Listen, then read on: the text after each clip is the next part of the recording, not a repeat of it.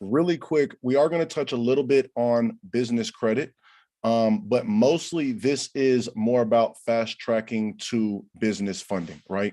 Now, net 30s is super, super important. We are going to touch a little bit about that throughout this presentation.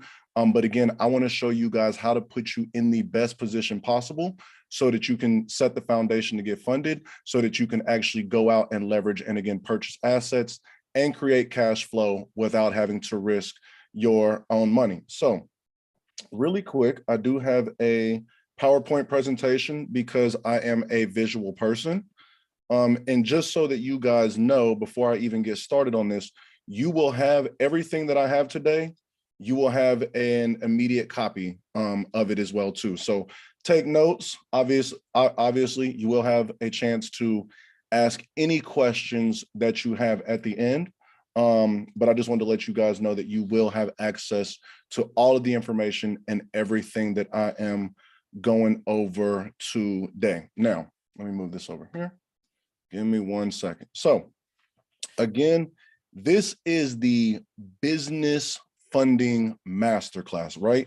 Again, a little bit different. There's a little difference between business credit and business funding. And so we're going to talk about the differences between that on this, and we're going to show you how to build and establish both of them, right?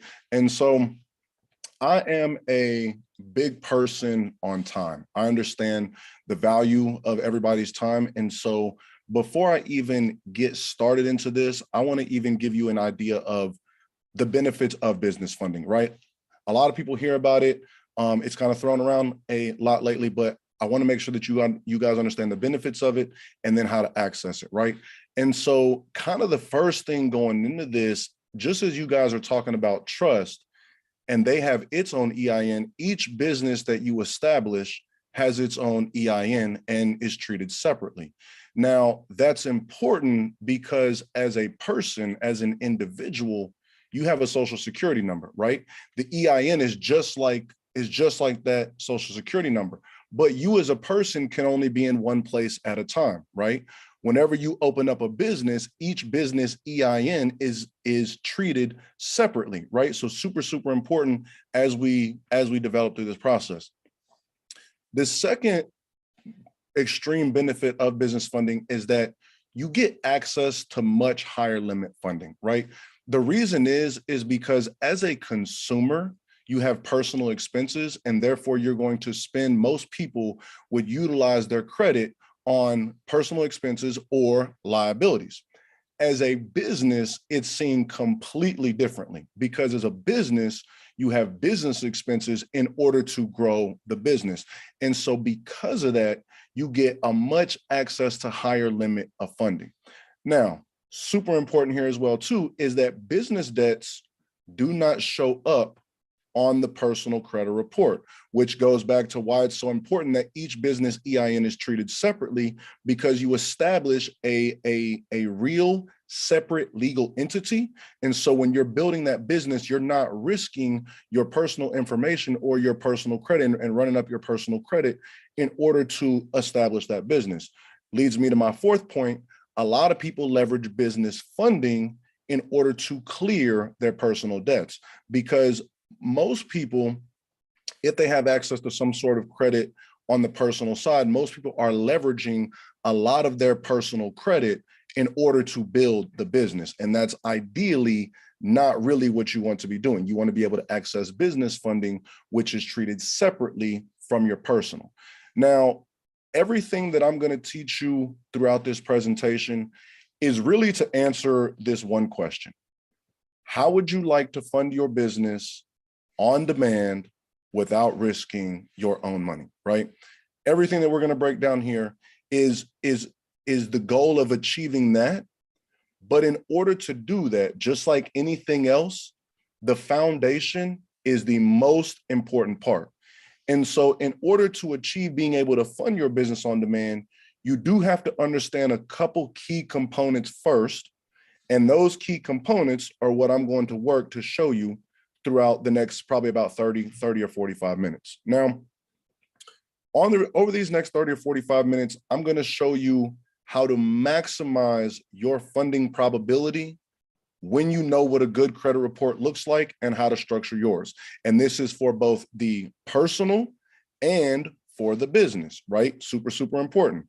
The next thing I'm going to show you how to do is I'm going to show you how to find and easily eliminate issues on your credit report when you understand how to access and read your credit report.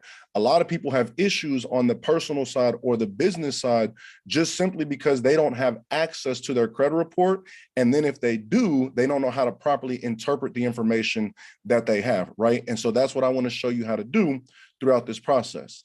Then if you do have any issues on your personal side or on your business side that need to be corrected, I want to show you the first steps and give you applicable information so that you can actually correct any errors on your personal report or your business credit report. And when you do all of this properly, you're going to mitigate disapprovals, right? So you're going to decrease those disapprovals, and you're going to increase the amount you get funded when you understand how to properly structure your business. Because a lot of this simply comes down to the foundation and just setting and having access to the proper information. Now, as we go through this, there's a couple things there's a couple people that this presentation is for, right? And I want to outline that here. Now, this is perfect for people who want to access funding on demand. It's also perfect for people who want to increase their buying power and they want to have leverage to be able to access in order to purchase more assets, right? That's everything that we're talking about, is using the funding in order to purchase assets. It's also people who want to get high limit approvals, right? We're not trying to get baby, $5, $10, $20,000 approvals. Everything that we do is to audit and look for 6 figures or multiple 6 figures in funding so that you can really have access to grow your business, right? It's ultimately to create more leverage. That's really what we want to do, is create more leverage and leverage the business and legal entities and our trust in order to do so and take the personal liability away from it. And it's ultimately for people who want to make the bank their best friend. I meet a lot of people who are like, they're not really sure how to work with the banks or how to make their bank the best friend, or they're a little skeptical about it. But the way that we teach people how to do this is really how to make the bank your business partner. And that's really what I want to change your perspective in order to do this, is we want to use the banks as tools, assets, and business partners in order to grow our wealth for our empire, right? Now, again, before I start breaking all of this down, this may be your first time being introduced to me. And I want to make sure that you understand why I'm even worthy of any amount of your time in order to educate you on this process, right? The first thing is I want to direct your attention to the left of the screen, is that a mentor is not someone who walks ahead of you. It's someone who walks alongside you and shows you what you can do. And we're able to do this from experience. Everything that I talk about through this process, it's something that I know, and it's something that we practice on a daily basis. And we're going to show you how to do something from experience. I always say this: there's a difference between knowing that something is possible and knowing how to do it. Throughout this process, I want to give you applicable information to show you exactly how to do what I'm teaching you how to do, right? And so my name is Mr. Dorsey. I am a funding expert and a business strategist. I have been an entrepreneur since 2013, but I have been full-time in the credit, funding, and financing space since 2017, right? We fund millions of dollars annually in business funding. We have been doing that consistently for a number of years now. And ultimately, whenever we talk about experience, I've already suffered all the losses. I've already made all the mistakes. I've already fallen in all of the pitfalls. I've already done everything wrong that you could imagine that you could do wrong. And it's a benefit because now I'm able to come back and give you the correct information. I've already spent the thousands of hours, right? I've already gone through tremendous losses. And when you speak about opportunity costs, because this information, whenever you learn this information, you start to realize how much opportunity is out there. And because it took me years to learn how to do this process, I missed a lot of opportunities until I actually got the information. And so now I'm able to give you the information, and it's without trial and error, right? And so the old way of doing things, there's two ways to do things that I'm going to talk about. There's the old way and there's the new way. Now, the old way is what most people are doing, right? They're spending years of research using trial and error only to come up with incomplete information. And they're trying to earn and save income in order to reach your dreams or support your family. And they're constantly going through the experience of trying to get funded, but they're either constantly being denied, right? Or worse, the funding that they do get access to, they're getting approved with high interest rates. And so they're not even really able to leverage it properly in order to go and purchase assets, right? And then ultimately using earned revenue to continually invest back into the business, right? They make some money, they see some opportunities, but they're stuck in a revenue goal. And so they're just going through this cycle of constantly having revenue and investing it right back into the business and missing out on so many other opportunities that they could otherwise have access to. And that's where we come into place, is educating you on the new way, right? It's empowering yourself with financial education to take back control of you and your business. It is an expert level understanding of the banking system to acquire high limit funding. After the next about 30 minutes, after you go through this, you are going to have more of an understanding of what it takes to actually get approved for funding than honestly most people who work in the bank do, right? I'm completely honest with you. I work with a lot of bankers, and people are educated and seemingly surprised on how much we actually know in order to set the foundation to get funding. Because I want you to be able to understand how much funding you're going to get before we ever even go and apply for the funding, right? It's an expert level understanding of the banking system. It's also leveraging other people's money to build wealth. We want to leverage other people's money to purchase assets and create cash flow, right? And it's ultimately having a higher status with the banks to use them as tools or assets for our business, right? Now, there are three categories of clients that this information is valuable to. Number one, the business owner who is tired of using their hard-earned revenue to grow their business. Just like we talked about earlier, they're hustling, you're working hard, you see some opportunities, you're working to save, but you're investing it all back into the business. And so you're missing other opportunities that you could otherwise have access to in order to grow your wealth. There are also multiple 6, 7, even 8-figure business owners that we work with, and they just simply want to increase their buying power. They just want to have access to more capital so that they can reinvest and expand their business. And also the startup entrepreneur, right?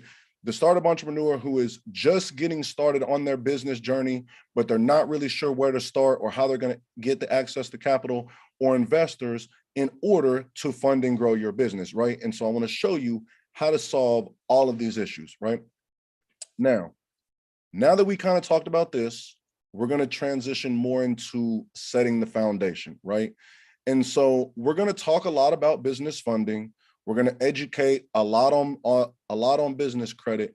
But again, what I want to talk to you about through this is business funding. Now, before we get into it, there's personal credit, there's business credit, and then there's corporate credit, right? And so your personal credit is your credit and your ability to get funding on your own as an individual, as a consumer. Then you have business credit and business funding. So business credit is just like what Christina talked to you guys about earlier. So there are personal credit reporting agencies and there are business credit reporting agencies. As you start to build out those agencies with those net 30s that she talked about, you're able to start generating a business credit score. Now, with business funding, you can leverage your personal credit and then legal established business entity in order to get business funding, which will further enhance and build your business credit. And then over time, after you build up enough business credit, then you will graduate to corporate credit. And the difference between business credit and corporate credit is that corporate credit, you are getting financing and funding solely under your business and your business EIN, right?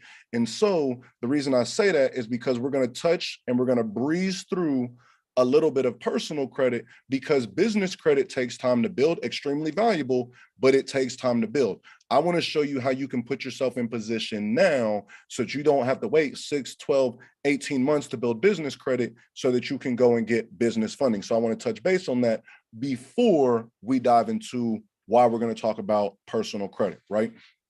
Now, the reason we're going to talk about personal credit, just like what I just talked about, is we want to maximize, everything that I'm talking about is maximizing your funding probability when you know what a good credit report looks like and how to structure yours properly. It's not that this information is hard or hard to do, it's just that it has to be structured properly. And so the most important thing is that as we start to dive in this, when we're talking about the personal credit, there's 3 major personal credit reporting agencies.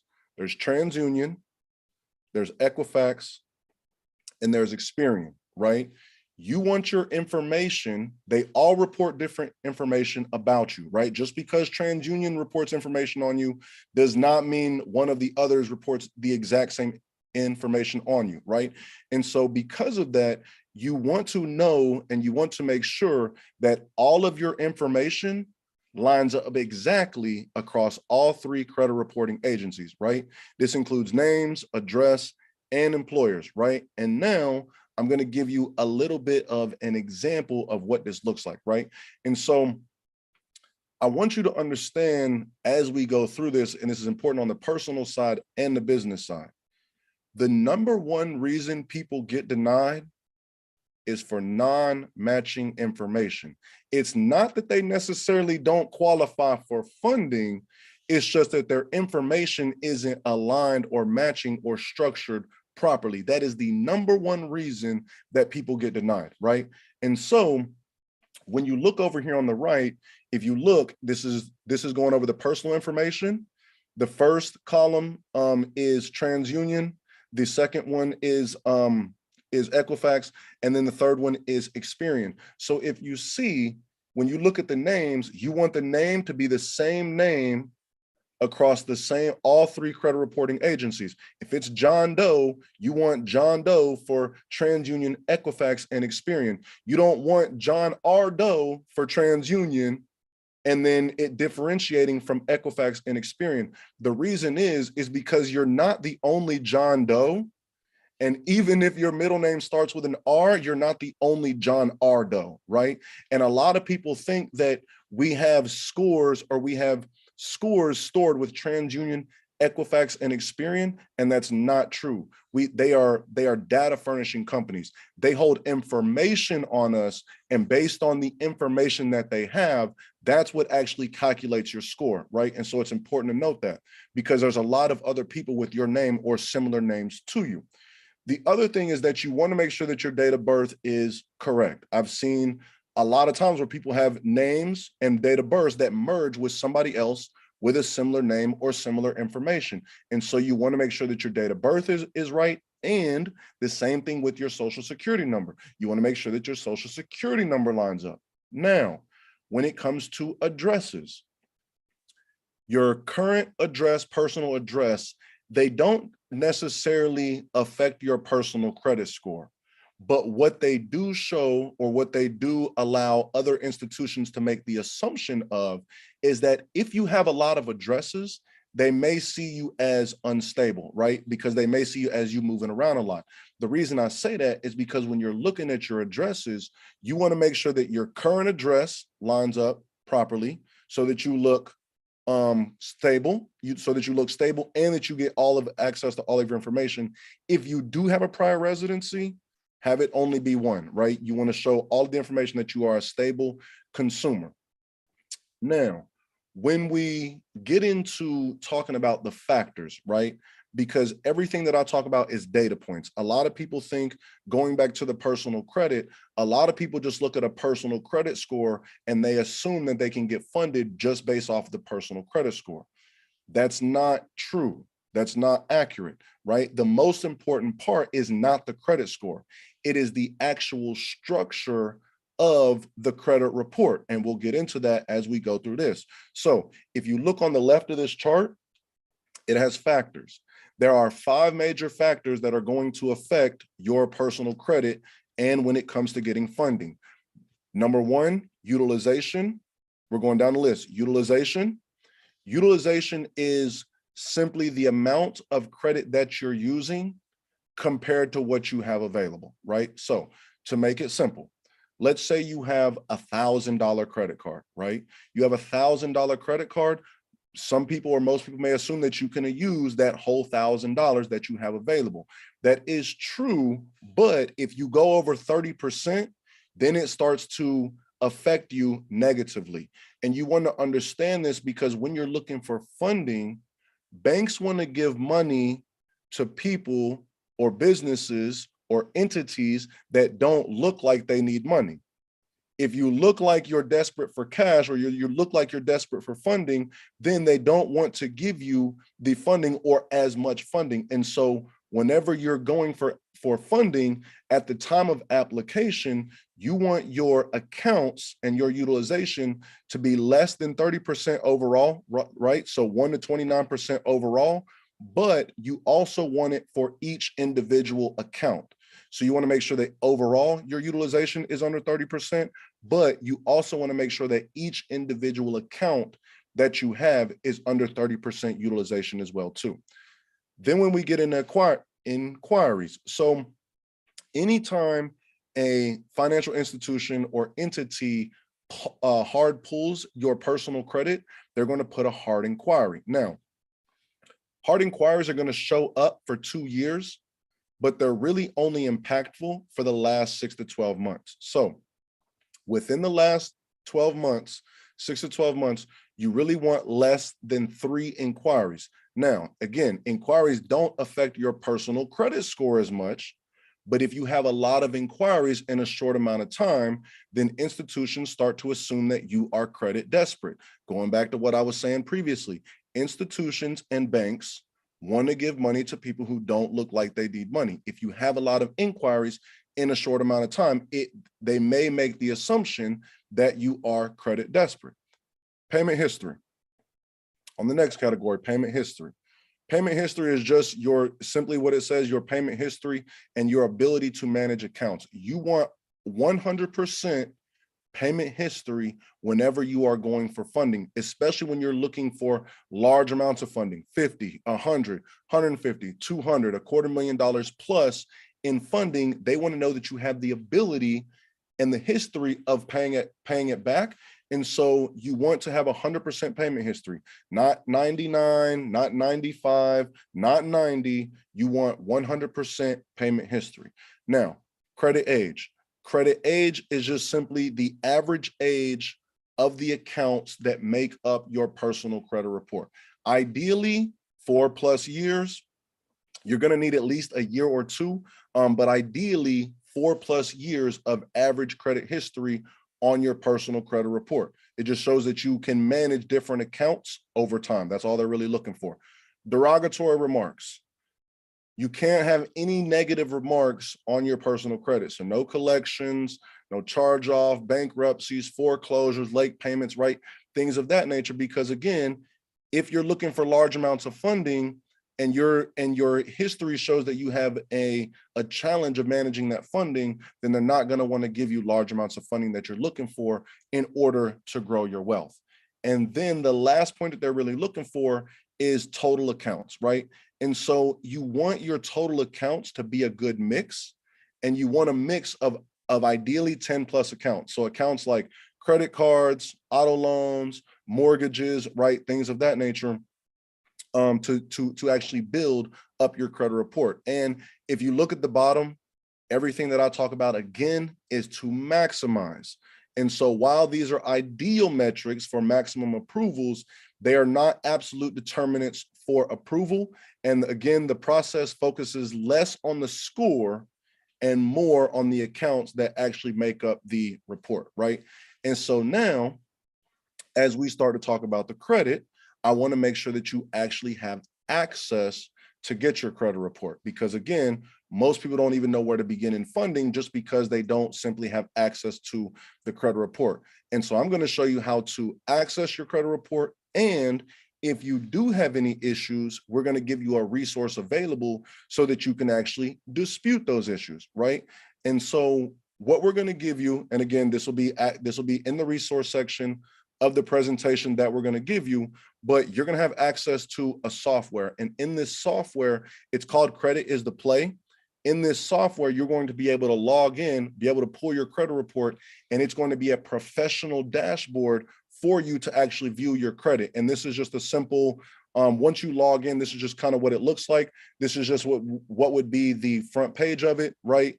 And then over on the left, you can see directly in the platform, you can actually view your credit reports. If you do have any disputes or on your personal credit that need to be resolved, you can actually create your dispute letters directly in here. We give you ebooks and access and educational content in order for you to repair your own credit. And then if you do have any issues, as I said, the dispute process, other people may have credit issues and they may have been dealing with them for years just because they don't really know where to begin, right? And so the reason I say that is because in this system, we actually give you applicable information that you can actually go through and actually initiate all of your credit disputes for any negative information or inaccurate information that you have on your personal credit report. So if you look over to the left, just like it looks on the previous home screen, right now we're clicked on the create dispute letters, right? And so if you look on this, it breaks them down. So like Amex at the top, it says Amex and it says a consumer account. So this is what it looks like when you log in. And if you click on Amex for this person, it does a drop down. It does a drop down and it shows you right here. So just like I talked about previously, if you look on this for the Amex, on the first column, it says TransUnion and it shows negative information. If you look in the middle, it says Equifax, there's no negative information, so it has a check mark. And then if you look to the right, it has Experian, same Amex account, but it has negative information. And so you're able to see which account any negative information is reporting to and the information that they're reporting. And all you have to do is literally click a drop-down menu in order to process your disputes. So that's the personal credit. And now we're going to transition more into why you're actually here. And it's actually setting up your business to get funded, right? And so again, when it comes to the foundation, when it comes to business structure, you have to set the proper foundation. And a lot of times it's just a little bit of information just to make sure that your business is set up properly. And so in order to understand how to get approved and why to get approved for high limit of funding, you have to understand why businesses actually get denied. Because when you understand why they get denied, you understand what not to do in order to get a better result, right? Which is what we want, which is approvals and high limit approvals. So why do businesses get denied? There is a little bit of criteria, and it's pretty much what we call fundability. And it's pretty much lender compliance, and it's the unspoken or uneducated information out there that people aren't really aware of. And so now we're going to explain to you why people get denied, and so that you understand when you're looking for the funding that you desire, you understand that you have the foundation and that you're going to get approved or have the highest chance of approval whenever you go and get that funding. And so the number one thing is that people need to divorce themselves from their business. You have to, just like you guys have learned through here about getting an EIN, getting a business phone number, getting a business address, you have to divorce yourself from your business. You have to get business bank accounts, separate your personal and business bank accounts, and all of the information that identifies your business, right? You also want to set the foundation to building business credit. You want to leverage your assets. People don't properly leverage their assets or their income in order to maximize their funding opportunities. And if you don't set the foundation to your business properly, then you're not even able to set up business credit. And most people even failed to set up with the major business credit reporting agencies that Christina kind of talked about earlier, which is Business Equifax, Business Experian, and Dun & Bradstreet. You need to set up and have those business credit reporting agencies so that your business can be set up as a standalone entity, right? No vendor accounts. Most people don't have the vendor accounts that she kind of touched base on, and that you guys have learned in the program, which is those net terms. You use those net terms and those vendor accounts in order to establish your business credit, right? No open credit card accounts. So most people don't have open credit card accounts for their business with major credit card companies, right? Whether it be Amex, Visa, or MasterCard. Those are the major credit reporting. Those are the major credit card companies, right? You also want to set up installment accounts or business credit accounts under the business EIN. When you have the EIN, you have to make sure that it's reported properly so that you build business credit that properly reports to that EIN. Now, the other part is that, especially in this age, you want to have an active social media to show that you are conducting business. Now, you have to at least have a website. You at least need a website, but a lot of times, especially when you're looking for higher deals or higher limit funding, you could be asked to show your social media, just because so many people use social media and actually to grow your business.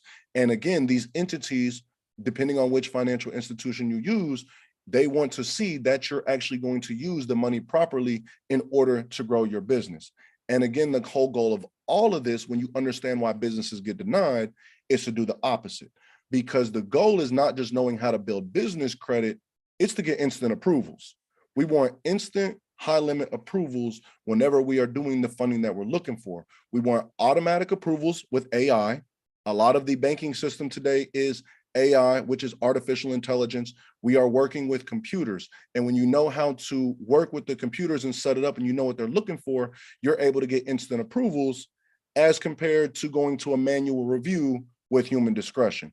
And I would rather work with AI than allow my opportunities to be put in someone else's hands to someone else's discretion. And when you know how to set it up properly, that's how we avoid that, right? And so when you do this, the whole purpose of going through this process is to really solve the 4 biggest problems that business owners face. Most people need to set up, you need to properly set up your business to run like a business instead of running like a hobby. And I say that because when your business is set up properly and it's set up professionally, the way that we're going to talk about how it needs to be set up, you're going to be perceived and respected as a professional business, right? You also want to find the right funding opportunities that are ready to support you right now, right? There are over 4,000 banks and institutions in the United States right now, right?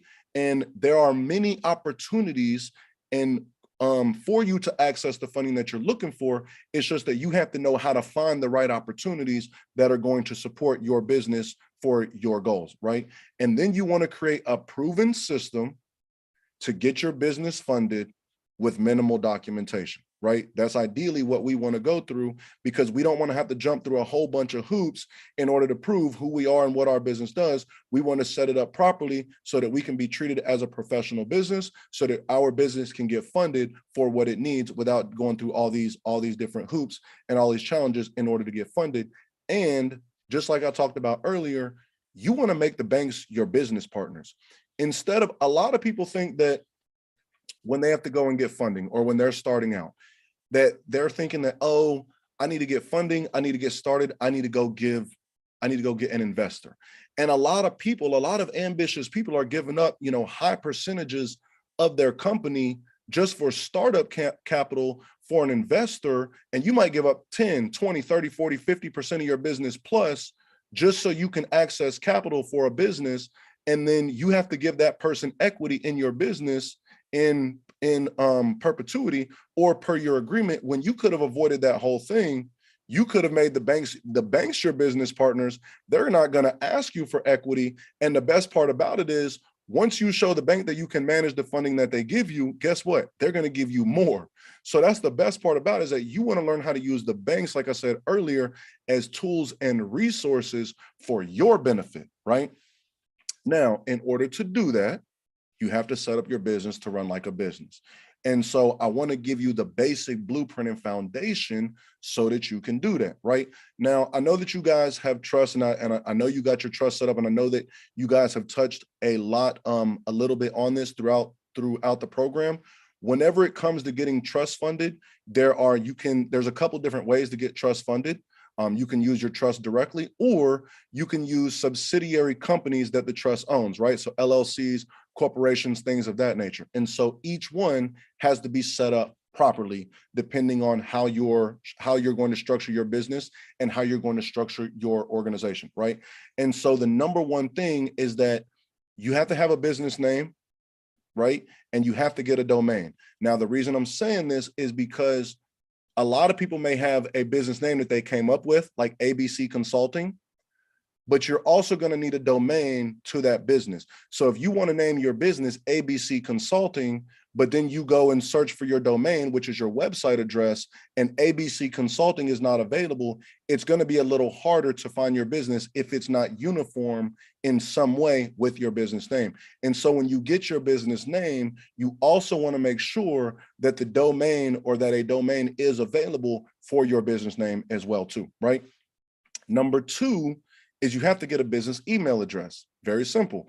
Once you have your domain, you're going to go somewhere like Google Domains, and you're going to set up your email to be at your business name. So for example, if your company is ABC Consulting, you want and let's say your name was Bob, you want it to be bob@abcconsulting.com. You do not want it to be Bob's abcconsulting@gmail.com. There's that minor little thing makes a huge difference in presenting your business as a professional business. The other thing, again, is that you want a business address. You have to divorce yourself from your business. You want a personal address, and then you want a business address that is different from your personal address. Same thing as a business phone number. You have a personal phone number, and then you have a business phone number, right?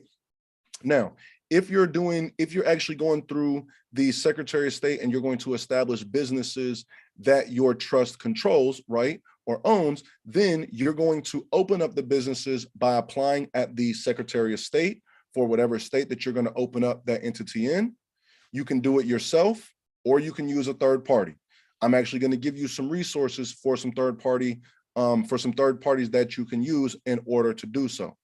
The other thing, just like when you have a trust, your business needs a registered agent, and it needs an operating agreement, or the bylaws that you know how your business is going to conduct certain business, right?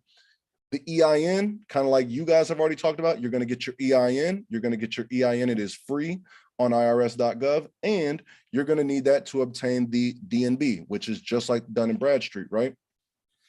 The next thing you're going to do, you're going to establish your online presence. You need a website. You have to have a website. You have to have somewhere to show that your business is professional, and that you can do client acquisition where people can actually find your information. Ideally, website minimal. Ideally, you want the YouTubes, Facebook, Instagrams, and other social media to go along with it as well too. Number 7, super important. You have to open up a business bank account. I meet so many business owners who are building businesses, but they still may be running their business out of their personal accounts. You have to separate it. You have to have, each business has to have its own business account. Each trust has to have its own trust account, right? And then number 8 isn't necessarily needed for funding, but I don't see enough people talk about it enough. And so I always make it important to mention anything that you need to get trademarked or copywritten, whether it be business names, slogans, logos. You want to make sure that you get that done, especially if you're building a business that you want to stand for a long time, right? Now, I'm going to give you some resources, right? Because when it comes to a business address, a lot of people think you have to go and open up a huge office space. You don't. You guys touched a little bit on virtual offices. Virtual offices will work, or if you have a brick and mortar location and a physical location, that is perfectly fine. But virtual offices are what we pretty much use for ourselves and most of our clients, right? And the reason is because lending can be cut drastically just to you having a home address. They're a little bit more lenient since COVID, right? Because a lot of people opened up home-based businesses, but you will have a substantial difference and notable difference in the amount of funding if you have at least a virtual office business address as compared to your home address, right? You really don't want the PO boxes. You really don't want the UPS address boxes. And the reason is because whatever your virtual office is, you ideally want it to be, whenever they Google it, you want it to show some kind of building, right? It doesn't have to be your office specifically, but you want it to see, you want it to show some kind of building. And when you Google those PO boxes and those UPS addresses, they come up as UPS location and post office location, right? Phone numbers. You have to have a business phone number that's separate from your personal. You don't have to go out and get, AT&T, Verizon, T-Mobile. So what we use are programs like VoIPs, which stands for Voice over IP. And all that does is it turns your everyday phone that you use. If you don't already have a business phone number, it turns your everyday personal phone that you use into multiple phones, and it's just apps, and you can do texting and calling from a whole separate number, from a business number, by using your same phone number. Typically, we use Ring Central is what I use for most of my companies and suggest for most of my clients. Vonage is good. And then another one, it's not mentioned here, but Call 8, that's KALL, and then the number 8, Call 8. It's really cheap. They're really good if you're just looking for to talk on the phone. The reason they're not mentioned here is just because they're a little harder to do two-way text and call. Ring Central and Vonage are the best for two-way text and call. Call 8 does have texting abilities, but it's just a little different. But that is a resource available to you as well. And then ideally, once you have that business phone number, you want to register that number to Google and 411, and you can just use sites like listyourself.net or yellowpages.com in order to do that, right? It's pretty simple. And then getting into the email, website, and domains, the two places that we pretty much get all of our website domains are through GoDaddy or Google Domains, right? And then once you have your website, if you don't want to use your name at your site, right, you can just use a generic info@abcconsulting.com or contact@abcconsulting.com, right? And then again, the reason that the professional email address is so important, it's like $10, $12 to go and get most domains, right? You go and setting up that domain and you having your website and your email set up at your website, just having that one piece of thing alone can avoid from institutions or financial companies asking for taxes just because it looks professional. That one little thing can make a drastic difference whenever it comes to getting funded, especially with minimal documentation. And when it comes to websites, a lot of people think, oh, I have to go hire a developer and I have to spend hundreds of dollars. Like, you don't have to do that. It can be a simple one-page website, right? It doesn't have to be a lot. Maybe just put a picture of yourself, your company logos, a brief description, and some contact information, right? And then again, being active on social media can help your funding dramatically. Now, whenever you do this, whenever you set up the information properly, right? So we talked about the personal credit, what your personal credit needs to look like, and we've already covered a little bit of what your business structure needs to look like. Now, when you do that, you set the foundation in order to achieve high limit funding results. And so I want to show you a little bit of what's possible based on what we just talked about as we work to close this up. Before I show you this, I have to always protect myself, right? Disclaimer, past performances do not guarantee future results, but these are results by clients who have followed the system, right, and set the foundation in order to achieve these results. And so really quick, I'm going to go over a couple of them really quick. I'm going to show you about 6 results. There's 3 on this one, and then there's 3 on the other. So a couple different funding scenarios and why these are so important. So on the first one is that this client, they had some personal credit issues, but they had a business that was performing at high revenue. Now, the reason this is important, because they had some personal credit issues and they didn't really have fully the business credit set up, they thought that they couldn't get business funding. But one of the programs that we use is Divvy or Bill, and they're a revenue-based credit business funding program. And this client was able to get $100,000 on their approval with Divvy when they didn't think they would get any access to any funding at all. And they had been growing a business just by simply doing it the old way, earning some revenue and investing it all back into the business, right? So that was super huge. The other one is that this client had less than a year-old business. It was only a couple months old, and this business was able to get a $50,000 approval with Chase, one of the biggest lending institutions there are currently. And not only that, they were able to leverage this funding at 0% interest for their business. And that makes a huge difference whenever you're able to access capital, but especially when you're able to access capital at 0% interest, especially in these economic times. And just because Chase is one of our favorite banks to work with, this was a huge single approval. This is one of our biggest single approvals. Whenever we work with Chase, this person did have a established business, and they were able to, on one approval, they were able to get a $75,000 approval. And again, they were able to get that at 0% interest that they can invest back into their business, right? Another client, they had a business, they have an Amex Business Platinum. And by following some of the things that we've talked about, and in order to grow their business credibility, they were able to get an approval and an increase with the Amex Business Platinum for $100,000, which is phenomenal because that's one of the most prestigious cards on the market today. And then another thing is when we look over at KeyBank, right? KeyBank, this middle one. Whenever you go to banks, you have to realize that banks have different products. They have different funding products. Every funding product is not the exact same, and every funding product can be different based on your individual business needs. Now, the reason I say that is because this client, one of our favorite banks to use is KeyBank.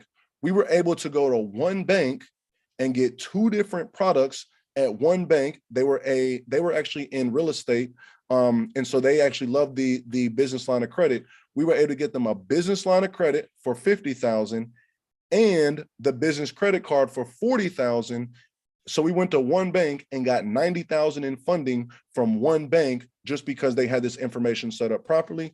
And one of my favorite banks in Florida is Citizens Bank, right? I talk about them a lot, especially if you are in Miami. One of my favorite banks is Citizens.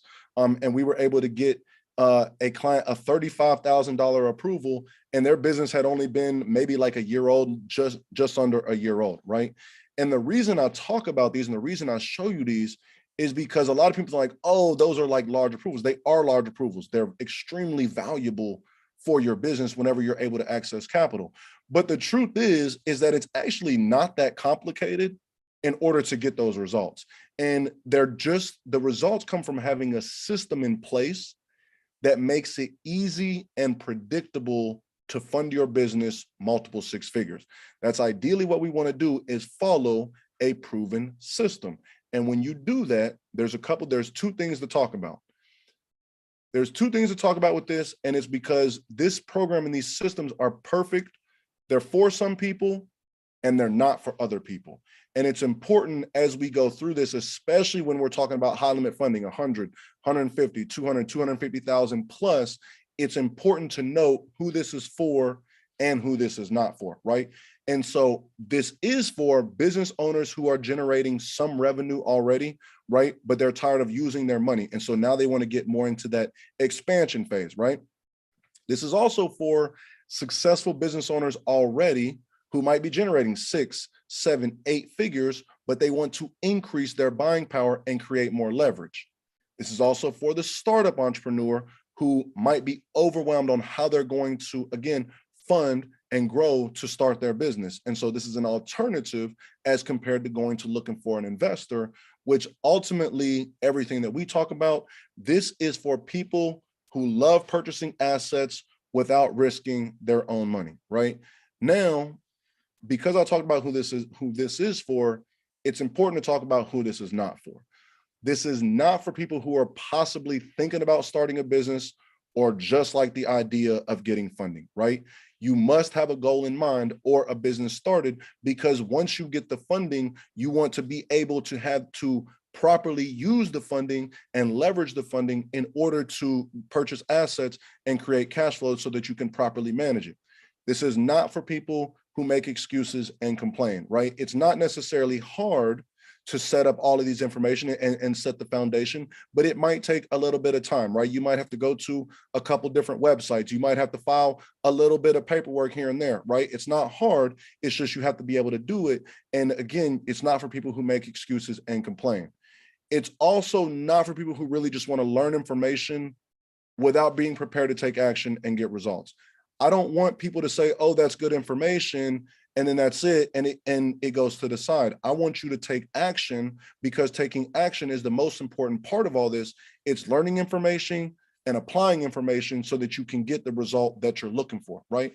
And it's ultimately not for people who are serious about receiving an additional 6+ figures in funding, because everything that we do is in order to get those high limits of funding, right? At the end of the day, everything that we kind of talked about through the last couple minutes, really only two things matter. You set the foundation to maximize funding opportunities. And then when you set the foundation properly, it's getting high limit approvals and adjusting your business accordingly. And you do this by, again, knowing exactly what it takes not to get denied. We talked about why businesses got denied, right? Understanding what it takes not to get denied, and then also following a simplified process to achieve consistent and high limit funding results. Again, you want it to be predictable. Now, after everything of this comes down to this, it's what you actually need to get funded. So a lot of people ask me all the time, okay, this is great information. Now I want to get funding. What do I need in order to go and get funding? So we talked a little bit about the data points, the ideal data points. Now we're going to talk about the minimum qualifications in order to get funded, right? And so minimal, you want a 680 personal credit score across the board. Again, there's TransUnion, there's Experian, and there's Equifax. They do not report the same information. So you want to make sure that the information that they're reporting is the same information and is accurate. And you want a 680+ credit score minimal across all three credit reporting agencies, right? You also, when looking for business funding, you ideally want 2 major credit cards. That's, again, Visa, MasterCard, Amex, and Discover. You want 2 of those at least on your personal credit, right? The other part is that they're ideally 2 years old with a $3,000 limit. No derogatory marks, just like we talked about previously, no collections, no charge-offs, no bankruptcies, foreclosures, late payments, anything like that. Now, it's important to note here, institutions are understandable if you have a late payment, maybe like 1 late payment, right? But you cannot have that late payment within the last 24 months or within the last 2 years. If you have 1 30-day late payment and it's over 24 months, you can still get funded, right? I want to make sure that that's clear. No more than three new inquiries within the last 6 to 12 months. Just like I talked about earlier, credit inquiries don't really hurt your score, but they do show, quote unquote, how credit desperate you are, right? Now, you want an average minimal. So ideally, we talked about earlier, a 4-year average history. Really minimal, you want 1 to 2 year average age history. And when you're doing business funding, because everything we talked about this is business funding, there's a difference between personal funding and business funding. And I want to clarify this now because you may have heard about it. AUs are what are called authorized users. They absolutely help you whenever it comes to personal funding. They do not really help you when it comes to business funding. When you're looking for business funding, they want to see what you manage personally or directly as an individual on your personal credit report. You also don't want any new accounts within the last 6 months, right? You don't want to be adding a whole bunch of accounts to your personal credit report. Less than 30% utilization And then another part here is that business credit cards typically double the highest personal limit because, again, just like we talked about earlier, you get higher limits on the business because the business has higher expenses. Now, what do you need to actually apply? Some very, very simple things, right? Some basic details about you and your business, right? You want your personal information, like we talked about, name, address, all the verification for you. And then you want that same information for your business, right? Set up properly. So some basic details about you and your business. One common misconception, right, is that people believe that you have to have all of this documentation and paperwork and generating substantial revenue to get funded. I want to introduce you to understanding how to properly position your business in order to properly fill out the applications to get funded. And so you can use projected income, right, which is what you project your business to make once you get the funding that you're able to utilize. And you're able to use household income, which is anyone who is 18 years or older in your house. You can combine that together in consideration for the application that you are submitting, right? So those are what you actually need in order to get funded, right, as you're going on this journey. Now, our goal, whenever you're going through this process, our goal is to fund you $100,000 plus. Again, everything that we do is to maximize. Our goal is to fund you $100,000 plus, and we ideally want to make it happen in the fastest time possible. Now, there's a couple different ways on how we actually do this. So Christina actually has a link. I'll make sure that she drops a link in a moment so that you can actually submit your information, right? So on this link, you're going to submit your information, and you're doing your personal information and or your business information, right? Basic details. What we do, what my team does, is we verify that information and we go through a pre-approval qualification, right? So we actually go through and do a complimentary audit based on the information that you send over for your personal and business information. We do a complimentary audit to learn and figure out the first steps that you need to do as an individual in order to get funded, right? Now, then if you're qualified, you schedule a funding development session. Now, a funding development session is simply structuring what a proper timeline and in what order we need to structure your business in order to get funding. That's all a funding development session is, putting together a proper plan for your business to get funded. And then we create, during that funding development session, we actually create a custom sequence based on your goals. And then at the very end, it's very simple. We run the play leveraging all of our funding resources, right? The reason we say that is because over the years, we've built relationships with hundreds of bankers and institutions through major banks and many credit unions and local banks throughout the United States in order to put you in the best position to get funded. Now, the reason I say this is because it's important to note is that once you submit your information, my team is going to monitor all of the information, right? They're going to audit, they're going to review, and if there's any additional documentation that is needed, they're going to send you via email. Now, I want to make sure that you guys understand this because I'm huge on customer support. I promise you, if there's anything that I want anyone to say about me ever, is that we deliver phenomenal results and that my team has customer support, right? And so the reason I say this is because I want you to understand, because we're doing the audit, because we're complimentary reviewing every person that sends us their personal and business information, it does take time to review those reports and get those back to you. Now, once you submit it, you're gonna typically get your response within 24 to 48 hours. And I want you to understand it's gonna come via email. And it's important because my team is gonna communicate with you back and forth via email. And I want you to know, please monitor your spam and promotional folders, because whenever you send that report, like I said, we're huge on customer support. So I want my team getting those audits back to you as soon as possible within that 24 to 48 hour period, which means they should have reviewed it and sent it to you. The only time that there's ever generally a hiccup is that if somebody might have submitted the information, we sent the audit back, and it might have, based on their email settings, might have got sent to their spam or promotional folder, right? Now, important to note really quick, because after your review, after you send over your information, after my team goes through the information, they're going to send you a document. It's going to have a detailed report, a detailed explanation of the information that's on your report. And then after your review, they're going to send you your audit, and they're going to send you a link. So you get a complimentary audit and you get a complimentary phone call which is a personal one-on-one strategy session. You will either talk to me or you will talk to someone on my team, right? And you'll do a personal strategy session. And on that strategy session, it's again to discuss your first steps. Every situation is different. Every individual is different. Every business is different. So it's figuring out, based on your individual goals and based on the information that you submitted, what you need to do in order to take your first steps in order to get funded.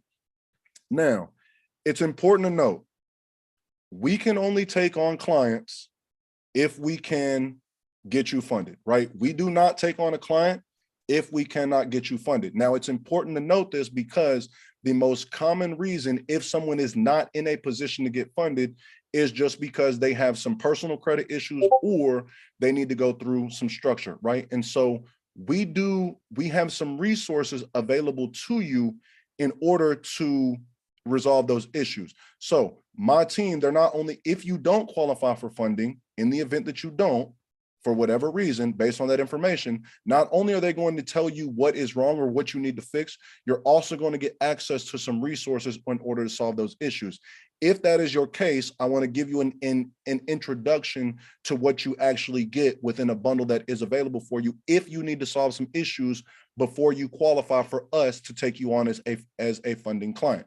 Now, the most important thing on here is the Funding Playbook Rookie Program Curriculum, right? There is a ton of value in there. It breaks you all down about an expert understanding of personal credit, disputing personal credit, building personal credit, and accessing personal funding. That is a self-paced, designed as a 4-week program to educate you and get you started on all of your credit issues, right? You also get one of my most valuable funding ebooks. It's a 90-day playbook resource guide that you're going to do in order to start establishing this relationships. You guys are going to get a business credit ebook. So Christina gives you guys one with net 30s and access to that information. We give you pretty much a very similar document as well too. It's like 150, 160 pages of all about different tiers of net 30 accounts in order to build your business credit, right? You also get the opportunity in there to book one-on-one consultations if you're having issues where we can consult with you, and you'll either get the opportunity to book with me or again, someone on my team. And just like we talked about earlier, if you do have any credit repair issues, you don't have to go pay a credit repair company. We actually have a software which you actually get, which I kind of briefly went over earlier in pictures, where you can actually identify and dispute any errors that you have. And based on all of the value that you get over 22,000 in value. That bundle, it's the Foundation for Funding bundle, because it helps you set the foundation for everything that you need to do in order to access high limits of funding. Now, typically that bundle is $1,000, but because you're a part of 7 Ways, because you're a part of this community, you do have access to it for only $297. And again, my team will make sure that you get access to it once we reach out to you. Now, it's very simple. Like I said, Christina in 7 Ways, they will have a link. They're going to drop the link. All you have to do is click on that link, and you're just going to click to see if you qualify. And again, you're going to submit your personal information. You're going to submit your business information. My team is going to audit it. They're going to send all of your information back, and we're going to be able to let you know what first steps you need to take in order to start your funding process, right? Now, the resources, just like we talked about, you're going to have access to this. Whenever you do have access to this, all of these will be clickable links, and there is an explanation of each one that's available for you. So being on here, you do get the complimentary funding development consultation, which is you submitting your information and us going over the first steps that you need to do in order to get funded. We also break down the Foundation for Funding bundle, which is the 4-week program that we talked about. And then you also get a complimentary Credit Made Simple ebook so that you understand what you need to do on the personal credit side to put yourself in position to get funding. Now, you'll have that in the document.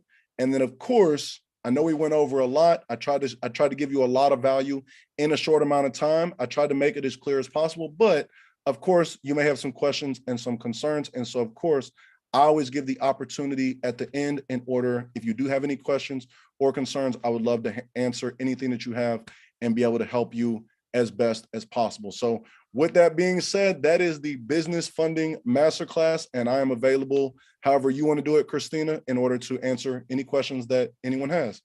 Thank you so much, Brian. That was absolutely phenomenal, phenomenal, phenomenal. We appreciate you every single time that you come in and educate the wealthy trustees on how they can establish business credit and get business funding. So yes, we are going to go ahead and open up the floor for Q&A. So anybody and everyone who has questions for Brian Dorsey, for myself, we are here and available to answer any questions that you guys might have. So go for it, raise your hand, put it in the chat, come off mute, all things. I've got a quick question. Are there any fees on the back end? Like, for example, if you're able to get my entity, $200,000, are there any back end fees that I would get maybe invoiced for once I acquired the financing? Phenomenal question. So everything that we do is from an educational standpoint, right? We are educational first. And so if you do qualify for the funding, the whole point of that funding development session is to understand what you need to do in order to go and get funded. So if you want to do it on your own, that's what the educational standpoint is, and you would be able to do that. Now, if you do want to use our funding resources for you, or you do want us to, to facilitate the process for you the whole way as well, yes, we do have a performance-based commission. We do not charge anything up front for that performance-based commission. We have to perform, and then we would earn a 10% back end of the commission that we are able to do for your business funding. So okay, fair enough, 10%. That's industry standard. Secondly, do you have, for individuals that don't have the time or the ability to go through the do-it-yourself credit, do you offer something where an individual could pay an extra fee and then your company would just go ahead and walk them through the instead of them having to do the DIY, you would facilitate, the credit issues? So in rare circumstances, yes, but really, no, we don't. The benefit of that is that we do have a lot of credit partners. And so, and it kind of goes back to the funding situation. Each personal credit issue is different. And so depending on what the personal credit issue is, we do have access to different credit repair companies or partners that specialize in different opportunities. So yes, if someone doesn't have the opportunity, we can outsource them in order to get them service. But primarily, again, we're an educational platform. And so the DIY system and education is what we offer directly. Okay, fair enough. I've got mine is pretty simple. I could talk offline real quickly, but I already did my scores yesterday, and I think I have like 2 or 3 things that are in question. And so I would like to talk to you offline about that, about getting started with something like that the 1st of June. So is there any way that how do I contact you? Perfect. So I was talking about earlier, I'm going to drop a link. On that link, you're going to be able to submit all of your personal info and your business info. My team is going to review all of the information, and then they're going to work on actually getting you scheduled. So then during that time period, we're actually able to review the credit report. You'll have a document that breaks down every account on your credit report if you are being held back from getting funded. And then yes, you'll be able to schedule a call so that we can actually talk about what you need to do as your next steps in order to get those issues resolved so that we actually can get you funded.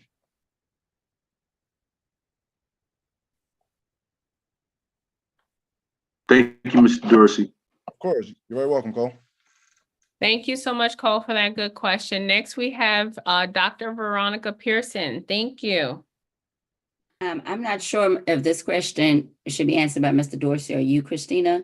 Oh, yeah. So I have business credit established for all of the entities that are moving into the trust already. And so I know we're supposed to now do the same thing for the trust because that's a separate EIN.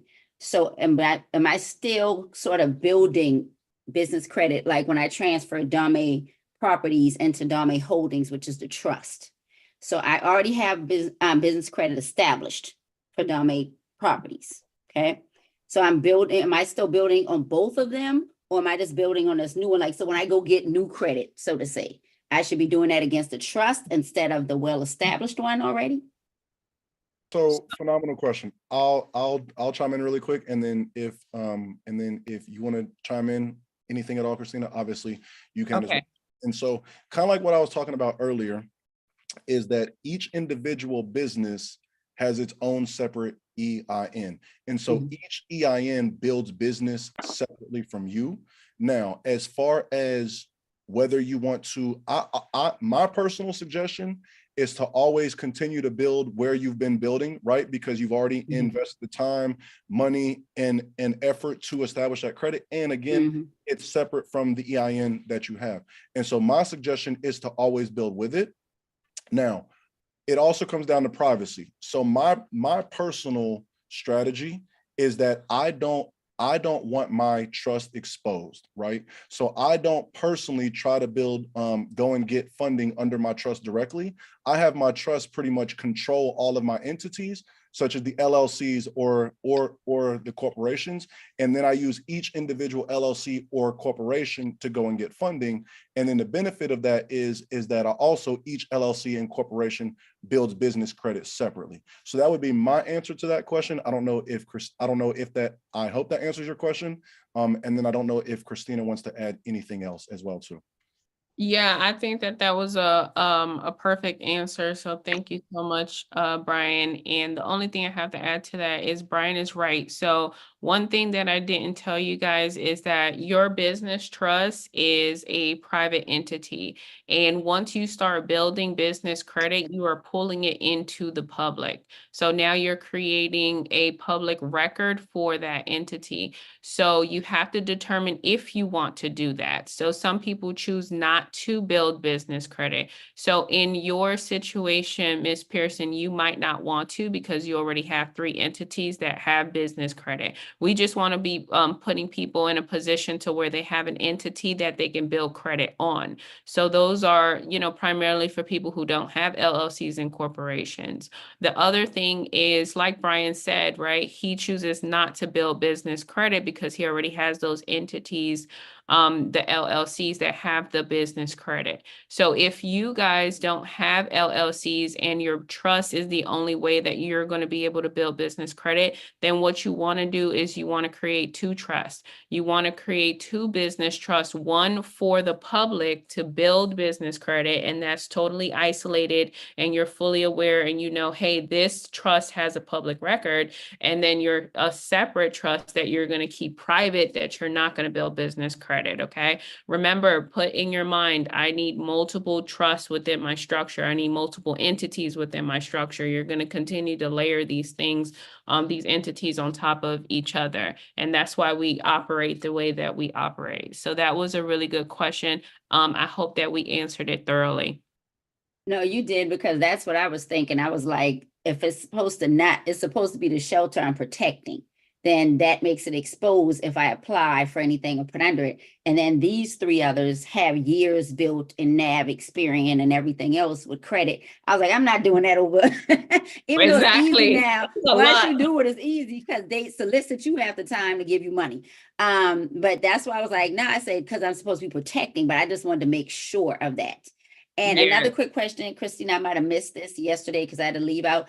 Is there a reason we can't be the grantor and a trustee? I understand the grantor doesn't have any power, so to speak, and the trustee does. So I just wanted some clarification from outside of what I was researching, but you can answer that off, or if it's in another video, I can try to find. Oh, no, I can answer it now. So the reason is because of the type of trust that you're creating, right? So you're creating an irrevocable trust. So you can't have power and then not have power, right? That's like an oxymoron, right? So that means you can't be the grantor and the trustee, because the trustee is the fiduciary that has all the power and control, and the grantor has no power and control. That's why you can't hold both positions. But that's only with an irrevocable trust, which is the type of trust that you're setting up. With other trusts, which are revocable trusts and living trusts, you can be the grantor and the trustee. So it depends on the type of trust. Okay, I just want a Can I- clarification thing. Yeah, Christina, yes. Who do we have here? that's Annecy. Oh, okay. All right, I'm Annecy. so sorry I cut you off, because that's the one I was gonna ask you a question about the other day. The Okay. living trust, what is that exactly? Okay, it's just a different type of trust. It's a living trust where you are the grantor, trustee, and beneficiary. You're all three. Oh, okay. All right, then that could be for any type of like business, ministry, or let's say family No, trust. it's a trust. It's a trust. Oh, okay. Yeah. All right, cool. All right, next we have Terry. Hey, Terry, how are you? Hey, Christina, how you doing? Good. Awesome. Good, Brian. As always, Dorsey, you do an amazing job. This is a trust question. Christina, if I have a property that's currently in a trust, but it's currently being sued for an incident that occurred before it was in a trust, is that property protected? Like an example of that, I heard yesterday, somebody told me that their father had owned property, and there was a fire and somebody passed away in that investment property. And so nobody's talking about suing him now. That's because they don't know who's at fault, whatever. Would it be, could he now put his property in a trust and it be protected? And then if they decide months or years later, I want to sue, will his property be protected? Yes, it will, because it's going to go based off of the current status, not based off of what it was when the event happened. So currently, if it's owned in a trust, it's going to be protected in a trust, and they would have to sue the trust in order to, to be able to get any type of proceeds or anything that they wanted due to that incident. So yes, it would be protected. So and I always tell people this, don't wait to get sued in order to protect yourself first. And so even some people in our community, they know, hey, this person has verbally threatened me, but there hasn't been any paperwork yet. So there is a potential. So let me protect my assets before litigation happens. You don't want to do it during litigation and obviously, after, because it's after the fact. And you don't want to do it during, because then it looks like fraud, right? It looks like, oh, like we've already started and initiated a lawsuit, and now in the middle of the lawsuit, you're going and changing ownership. So you want to do it prior to anything happening. So that person should do it as soon as possible if they feel like they want to protect their assets and that somebody might potentially come after it.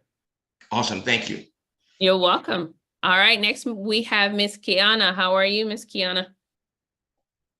I'm great. How are you? Doing wonderful. That's good. I have a question about what was just said as far as the trust that you would set up to try to build business credit.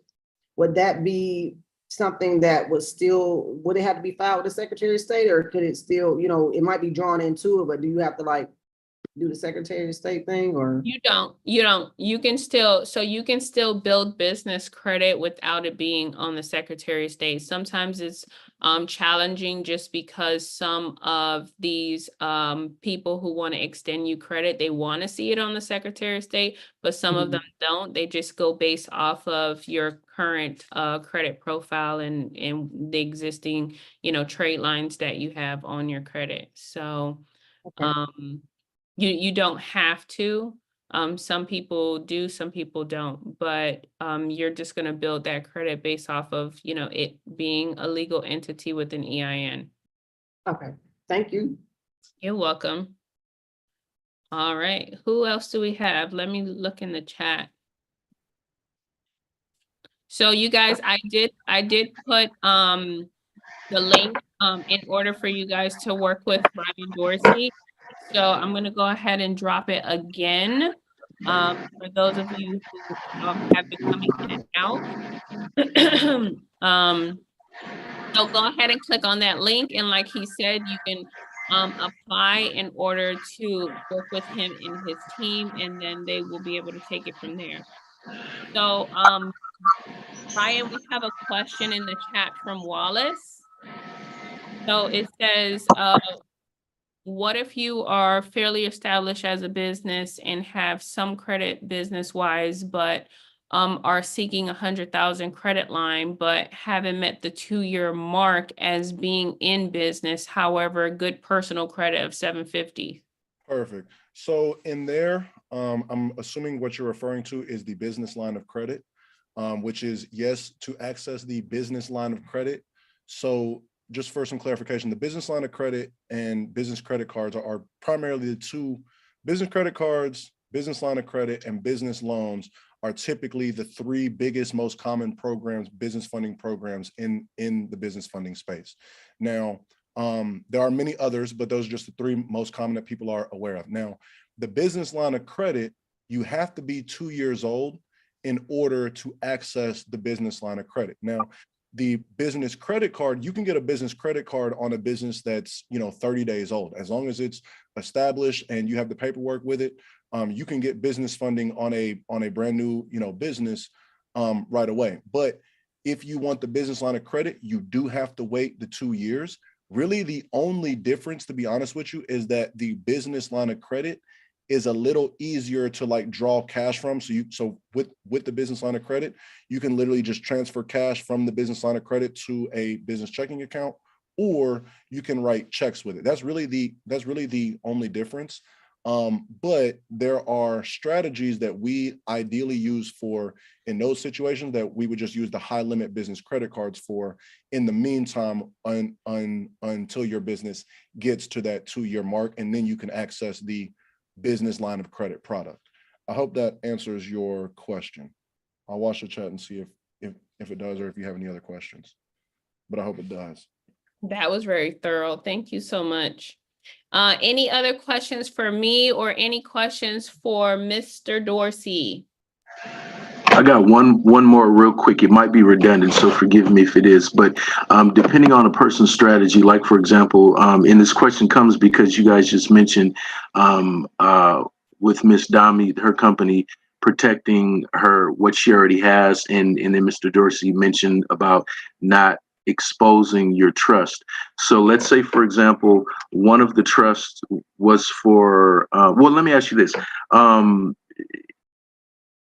Do all 3 trusts need to have different business addresses? So when I do the iPostal, for example, do I need to get 3 addresses for all 3 trusts? That's the first question. Go, if you can answer that, please.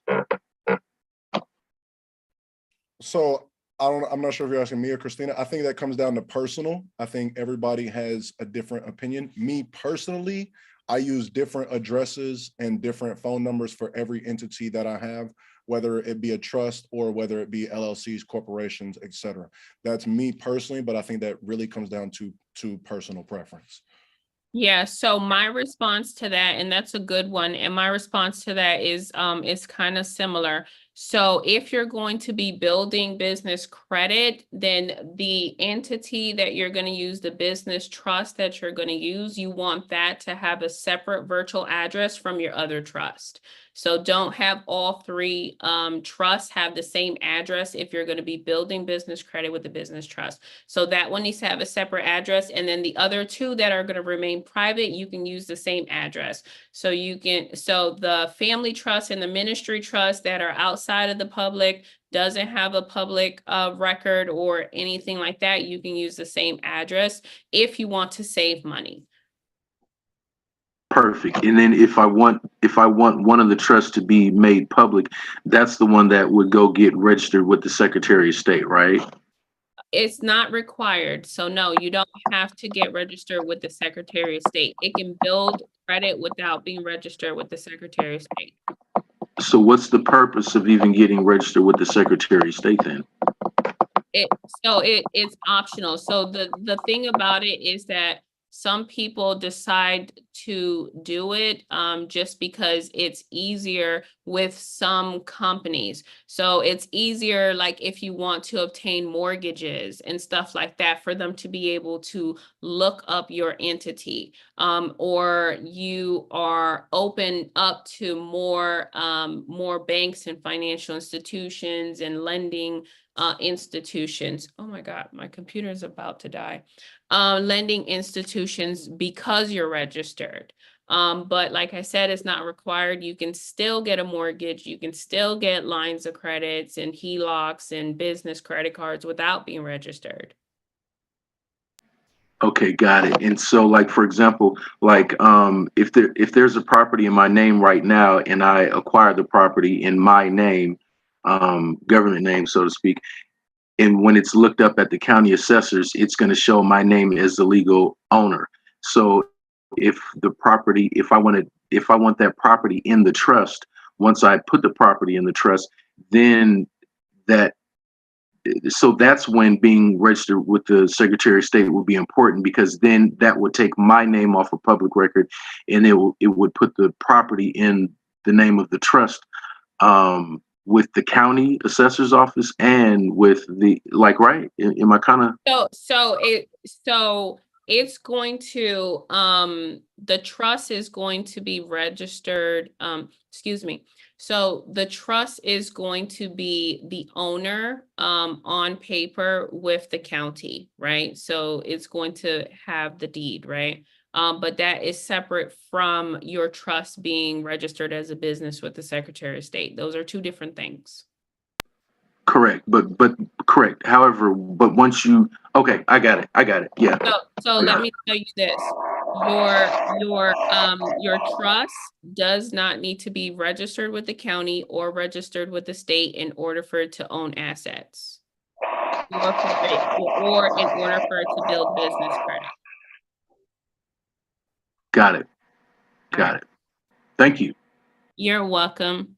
All right. And then I see we have a question from Gavin. He said, is there a reason to use virtual address for the trust? Oh, hold on one second. For the trust that is going to remain private. So so you can use whatever address you want, right? So my recommendation is use whatever address you want. It doesn't have to be a virtual address. It doesn't have to be a PO box. Just do not use an address that you're previously associated with, because when it comes to, skip tracing and forensic research and stuff like that, if there's any litigation or anything like that, they're going to tie you two together. And so you don't want the trust to be tied to you because you're using the same address that you use for the public records in your personal name. So that's the only reason why we recommend that your trust has a separate address from you. So if you have an alternative address, you can use it. Most people don't. They only have their primary residence. So that's why they go the virtual address route.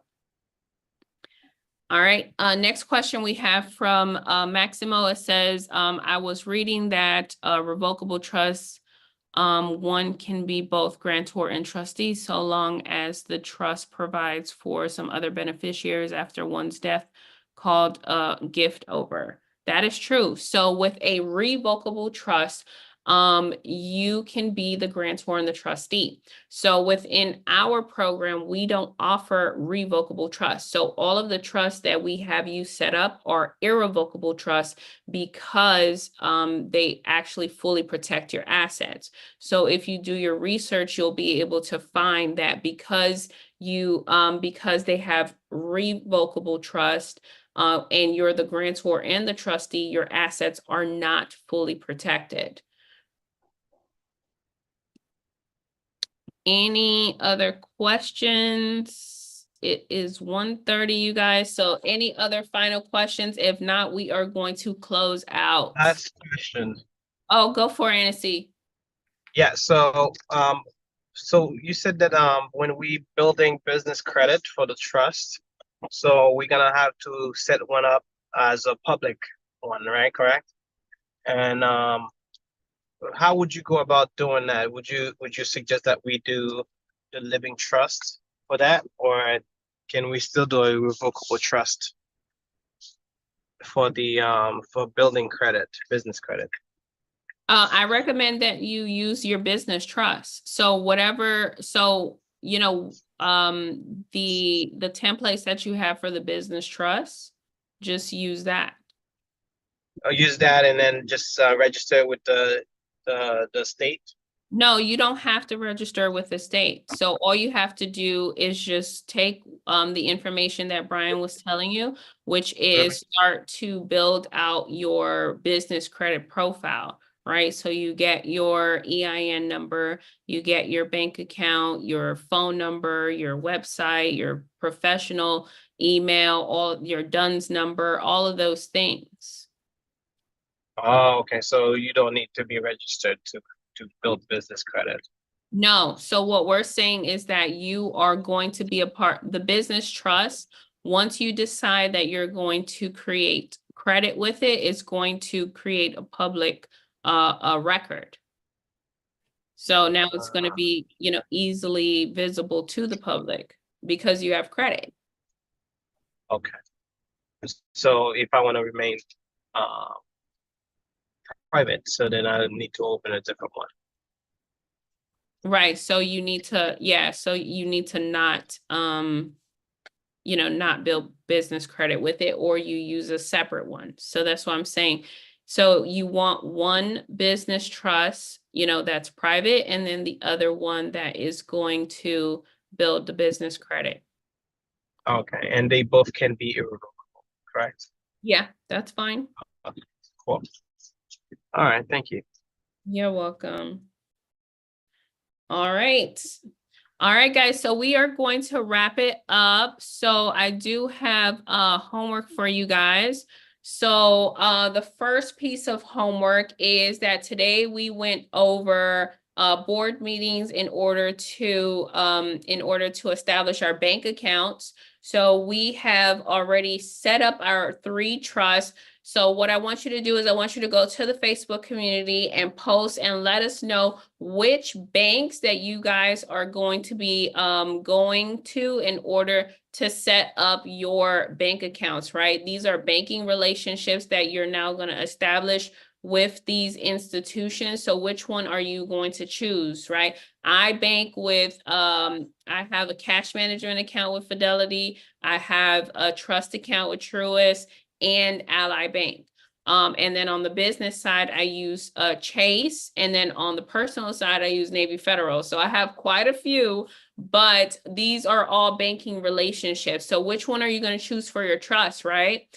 So that's the first thing. And then the second piece of homework is for you guys to go ahead and click on the link in order to see if you qualify to work with Brian and his team so that they can help you get the funding that you need for your trust. It's very important that you do not put yourself in a position to where you are pouring in your W-2 income into the trust, right? I have said it, Brian has said it. You need to use OPM. Other people's money is so vitally important. And so he has banking relationships. He has access to get you the capital that you need in order to, one, fund your trust so that you can start acquiring assets, right? Like real estate and putting the money in other places. So you want to take advantage. So go ahead and click on the link that's in the chat.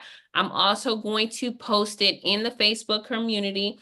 So go into the Facebook community so that you can have access to that link after this call. And that is another piece of your homework. So with that being said, I'm going to see you guys here tomorrow at the same place, same time. So you're going to receive an email from my team, and it's going to be an hour before the Zoom call with the Zoom link and the resources that you're going to need for tomorrow. So tomorrow we are going to be focused on transferring assets, okay? So finish that asset inventory list that you guys received at the beginning of the week so that you know which assets are going to go inside the trust and which assets are going to remain out of the trust, okay? So we're going to be working on transferring assets like your home, your businesses, and your vehicles, and then we're going to end off with learning about infinite banking from our infinite banking specialist, you guys, okay? So that's what I have planned for you guys. So you will receive the link tomorrow at 10 a.m. Eastern Standard Time via email and text, and I will see you tomorrow in the workshop, okay? So you guys have a blessed and amazing Thursday, and I will see you guys tomorrow. Thank you so much, Brian, for being here and educating us. Thank you. I appreciate the opportunity, and I look forward to seeing everybody soon.